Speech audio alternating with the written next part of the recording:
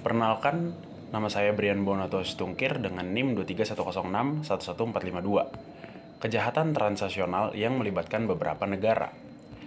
Pernahkah kalian membayangkan bahwa sebuah kejahatan bisa dimulai di suatu negara, dilakukan di negara lain, dan disembunyikan di tempat yang berbeda? Inilah yang disebut sebagai kejahatan transnasional, kejahatan yang melampaui batas-batas kedaulatan suatu negara dan menjadi tantangan serius dalam hukum internasional. Penjelasan isu di sini yang bisa saya bawa, kejahatan transnasional adalah jenis kejahatan serius yang melibatkan lebih dari satu negara, baik dari segi pelaku, lokasi kejadian, atau dampaknya. Jenis kejahatan ini bisa berupa perdagangan narkoba, lintas negara, perdagangan manusia, penyeludupan senjata, pencucian uang, kejahatan siber, hingga terorisme global. Karena sifatnya yang lintas batas, kejahatan transnasional tidak bisa ditangani hanya oleh satu negara saja. Diperlukan kerjasama internasional yang erat baik melalui perjanjian bilateral, organisasi internasional, maupun kerjasama penegakan hukum lintas negara.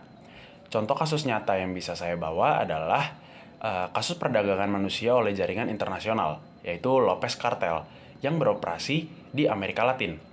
Membawa korban ke Eropa melalui Afrika Utara. Dalam prosesnya, para korban dijanjikan pekerjaan, namun kemudian dijadikan budak seks di negara tujuannya. Kasus lainnya adalah jaringan dark web Silk Road, sebuah pasar gelap online yang digunakan untuk jual beli narkoba secara anonim. Situs ini dijadikan oleh Ross Ulbricht dari Amerika, namun penggunaannya berasal dari berbagai negara. Operasi FBI yang menutup Silk Road menjadi simbol keberhasilan penegakan hukum siber secara internasional. Analisa dari sudut hukum internasional merespon kejahatan transnasional dengan berbagai konvensi internasional, salah satunya adalah United Nations Convention Against Transnational Organized Crime atau UNTOC yang diadopsi tahun 2000. Konvensi ini mengatur tentang kerjasama antar negara untuk ekstradisi, bantuan hukum, timbal balik, perlindungan saksi, dan pelacakan aset hasil kejahatan.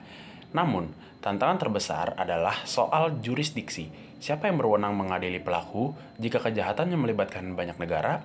Bagaimana jika negara tempat pelaku berlindung tidak memiliki perjanjian ekstradisi? Disinilah peran diplomasi hukum dan organisasi seperti Interpol menjadi penting dalam membantu penangkapan lintas negara. Opini pribadi saya tentang kejahatan transnasional adalah bentuk ancaman yang nyata yang menuntut kesadaran kolektif dari komunitas internasional. Tidak ada satu negara pun yang benar-benar aman jika ada kerjasama global. Negara-negara harus bersedia menyisihkan kepentingan politik demi keadilan internasional. Namun, kerjasama internasional juga harus seimbang. Jangan sampai prinsip kedaulatan negara dilanggar secara sewenang-wenang atas nama pemberantasan kejahatan. Hukum internasional harus menjadi alat penghubung, bukan alat dominasi. Kesimpulannya adalah kejahatan transnasional menunjukkan bahwa dunia ini saling terhubung bukan hanya dalam perdagangan dan teknologi, tetapi juga dalam kejahatan. Oleh karena itu, solusi yang diperlukan juga harus bersifat global, inklusif, dan menghormati hak asasi manusia. Terima kasih sudah menonton video ini.